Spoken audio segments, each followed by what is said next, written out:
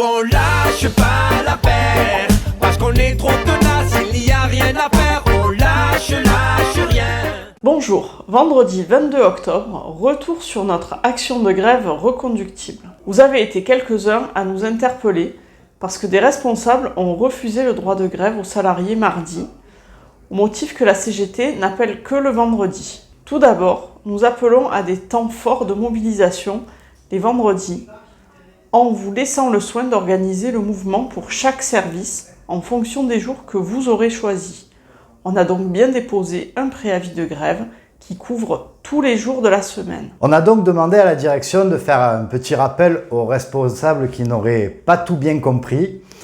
La direction nous répond que non, ils ne feront pas ce rappel parce que pour elle, ça serait inciter quelque part à la grève. Bon, ça se comprend, le mouvement est en train de prendre et ça la gêne profondément. On sait que vendredi dernier, certains accueils ont tiré le rideau plus tôt, comme La Ciotat, Aubagne, Istres et Saint-Louis, et d'autres ont carrément débrayé tout l'après-midi. Bon, pour toutes ces raisons que nous venons d'évoquer, vous l'avez bien compris, on n'accordera pas le moindre crédit aux chiffres qui sont donnés par la direction.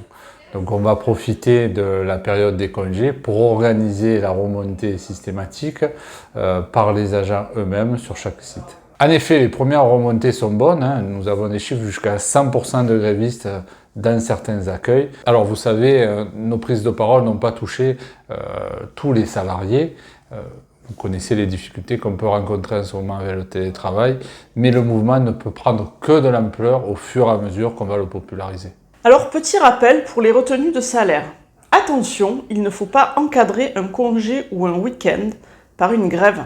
Sinon, ils retiennent aussi le salaire de ces jours non travaillés. Exemple, vous faites grève vendredi après-midi et lundi matin. On va vous retenir aussi samedi et dimanche, soit vendredi après-midi, samedi, dimanche et lundi matin retenus. Autre sujet, concernant les PE, nous avons eu la réponse à un de nos courriers récents. Donc la direction envisage un volant d'heures supplémentaires. Alors on rappelle notre position, heures sup plus CDD plus intérim égale embauché en CDI. Alors d'habitude la direction prend ce type de décision d'entrée. Mais là c'est pas ce qu'ils ont fait. Ça révèle qu'il y a une vraie volonté de mutualiser les charges de travail et de remettre en cause les millésimes. Et ça a été clairement un échec. Ce qui valide d'ailleurs notre analyse plus globale sur toutes ces mutualisations et restructurations. Et oui, un petit manque de personnel par-ci, un petit manque de personnel par-là, tu regroupes et au final, ça fait un gros manque de personnel. Alors suite au même courrier, pas de réponse sur les conditions de travail de la PFS. Et aussi, par là même, pas de réponse concernant notre courrier sur le lien entre la validation de PIX et la validation du télétravail. Donc, dès demain au CSE, on va leur reposer la question et on vous fera un retour très rapide du compte-rendu du CSE. Voilà, on continue à mettre en lumière nos revendications.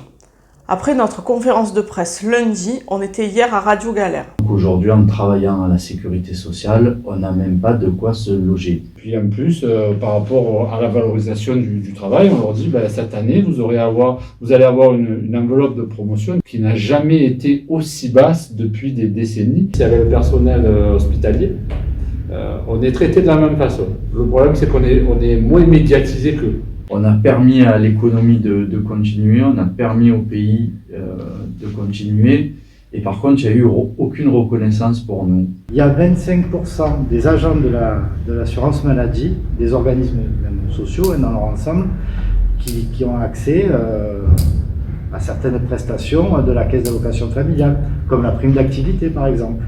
Alors que les patrons des grands groupes du CAC 40 par exemple, ont eu une augmentation de leur rémunération de plus 30% en un an. Ça fait plus d'une décennie qu'on n'a pas été augmenté. Les fédérations CGT et Force ouvrière au niveau national revendiquent la valeur du point à 10 €. Demain, tous en grève 55 minutes, une demi-journée ou la journée, à très bientôt. Et on lâche rien. Nous on lâche pas l'affaire, parce qu'on est trop tenace, il n'y a rien à faire.